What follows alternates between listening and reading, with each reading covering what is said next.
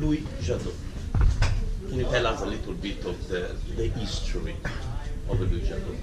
Yeah, long history. Everything started back in 1826 when Jadot purchased his first vineyard, the Clos des Ursules in Beaune, Premier Cru, which is flagship wine for us, but still in the portfolio, never left the portfolio. And he got lucky. After that, he bought some vineyards in Beaune, other Premier Crus like Couchereau, Boucherotte, etc. And finally, in 1859, he created Louis Jadot. So meaning that before 1859, he was selling his grapes and not producing the wine. So it's only in 1859 that he got married with a great woman. Happy marriage, as we say in Burgundy. It's when you marry someone that owns some vineyard as well. So they started like that. And the first market they exported wines to was actually, beside France, it was Belgium. And slowly and surely, Louis Jadot started to produce more wine. And until 1945, Jadot was pretty small, actually.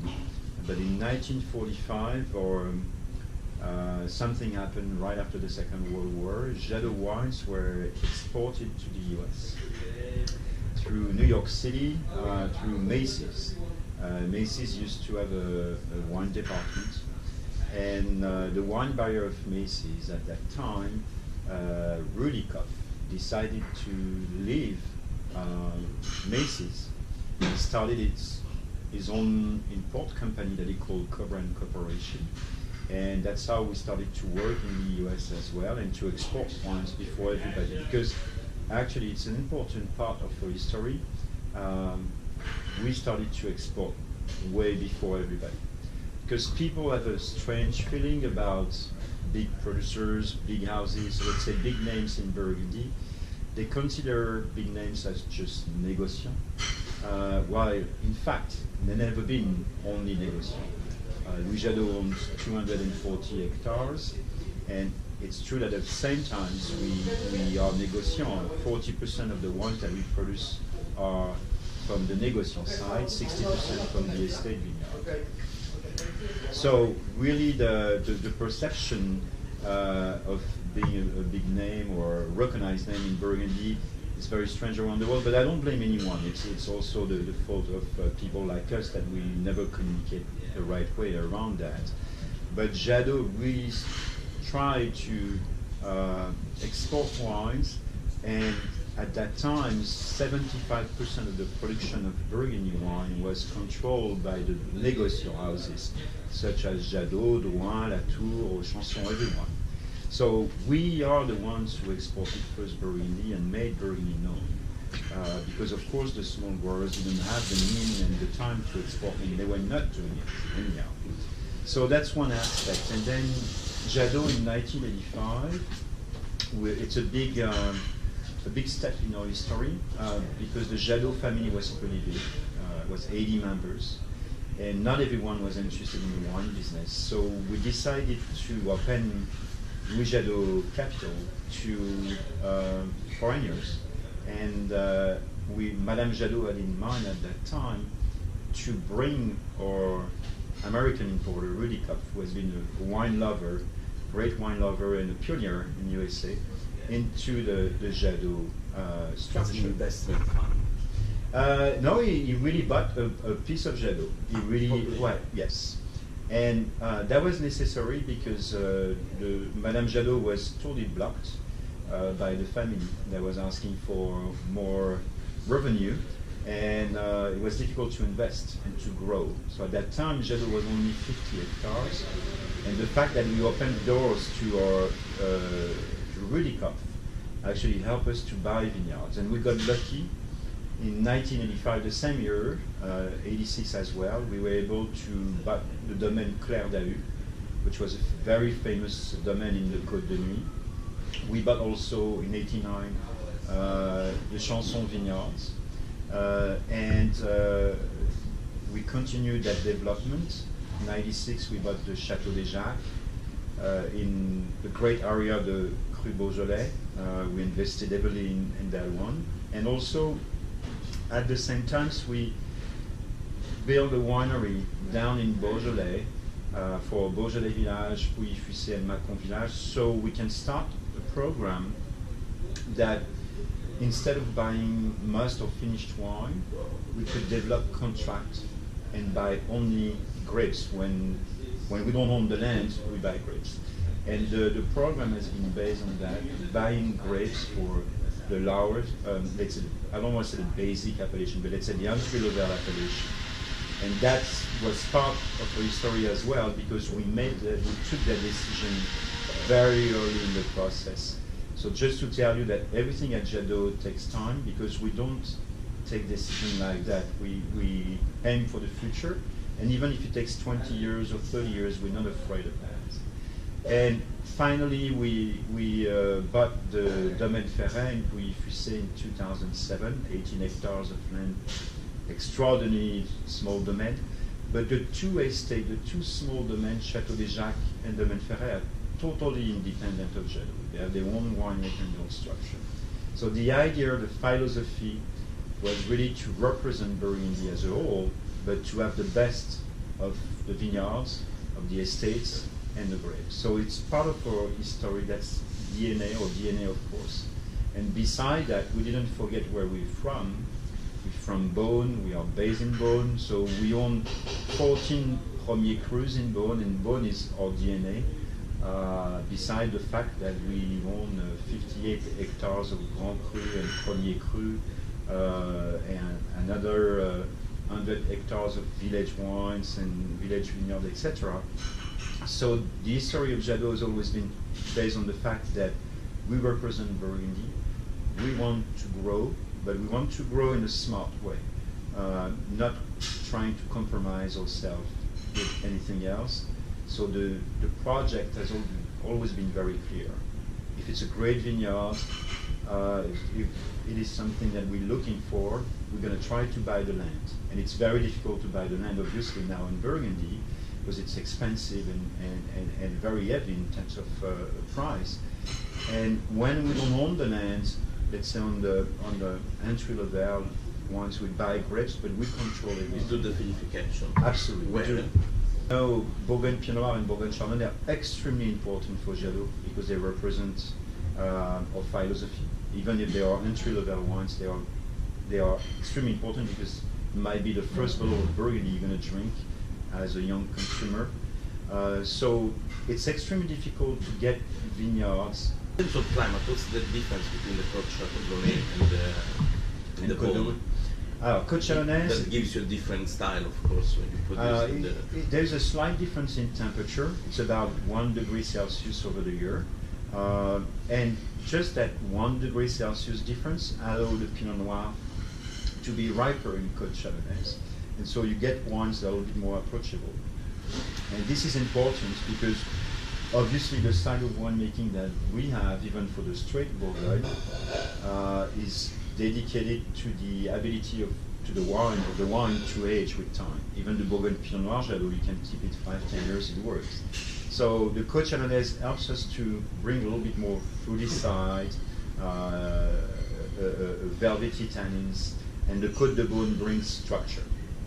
And the Côte de Beaune is a little bit cooler, but it makes, at the end, it makes a huge difference. And also the Côte Chardonnaise, you have a little bit more mousse, less limestone, so the wines you're going to produce there are going to be more horizontal.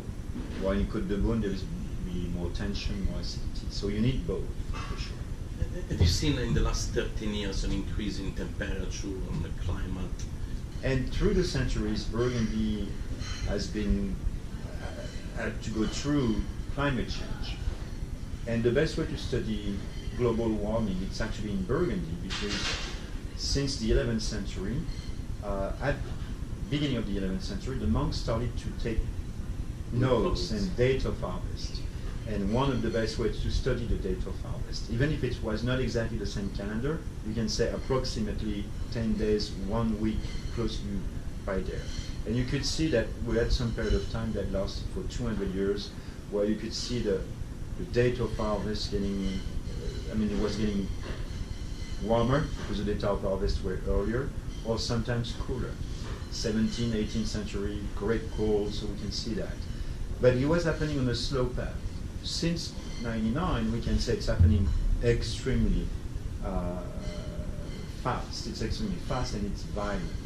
And at the same time, Burgundy has been exposed for the past 10 years to climate accidents that are pretty big. Hailstorms that are, we've never seen that before, that big. Heat wave, well, frost, that's another thing, but it happens every 30, 40 years. But everything seems to be more violent because we believe that... What's today the biggest challenge? I mean, I know 2016 was quite... 2016 we had what we call the black frost that affected 90% of the vineyard in Burgundy from Chablis down to Côte-Chalonnaise. The black frost, it's basically, it happens in early April. It's when you have the first buds coming out, the first leaf that is half a centimeter. We had a freezing temperature at night and very clear night.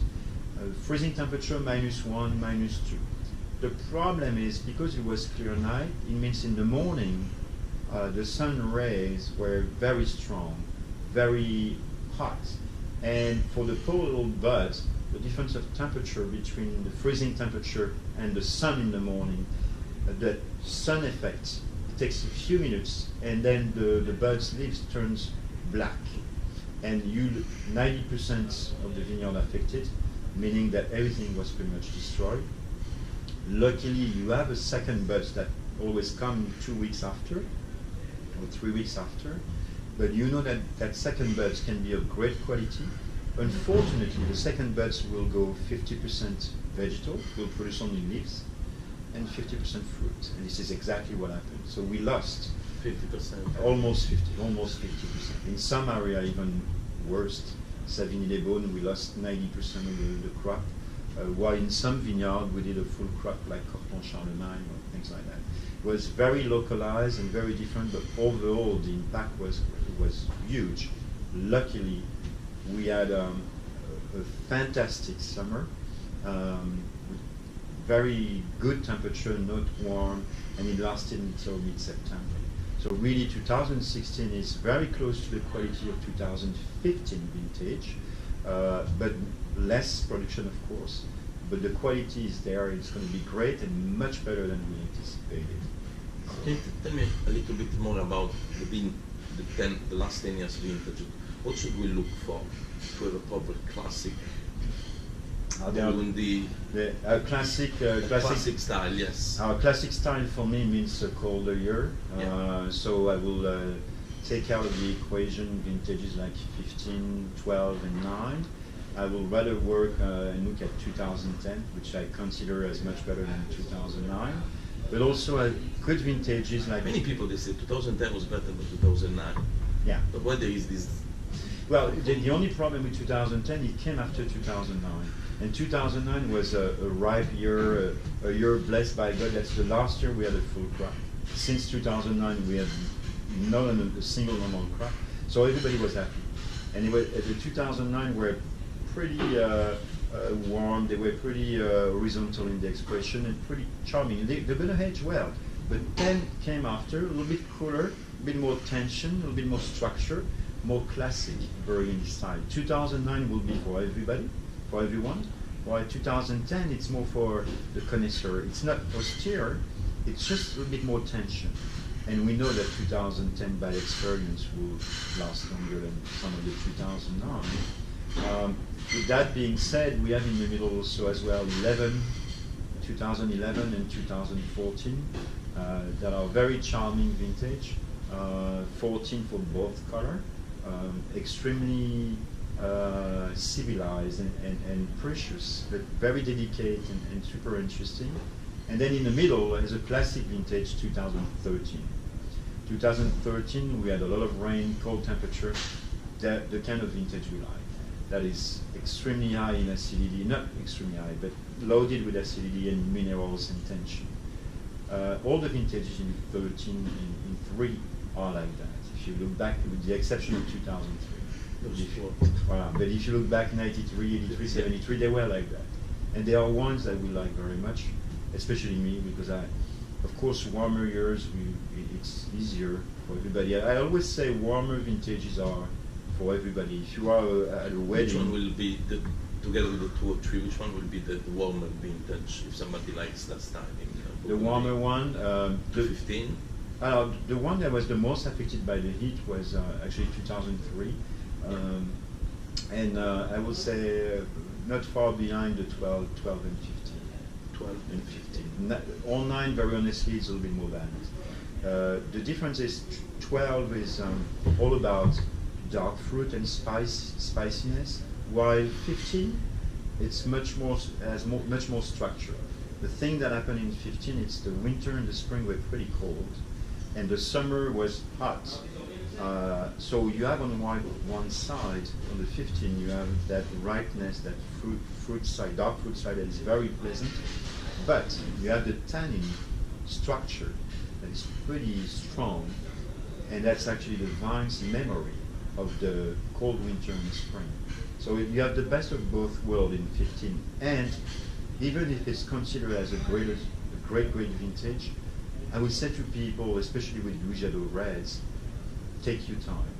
Drink the 14 before, drink the 11 and maybe the 12 before, but 15 you have time. So for the whites, that was quite a challenge because of the hot summer.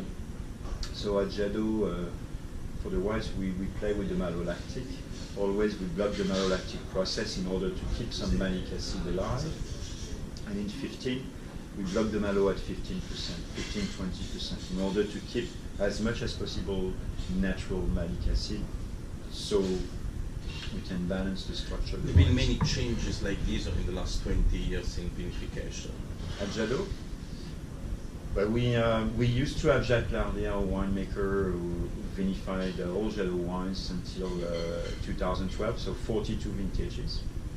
So since 2012, we have a new winemaker called Frédéric Barnier, extremely talented young man. So we have one winemaker for white and red, and we don't have multiple winemakers. We haven't changed the philosophy of the winemaking. It's still the same.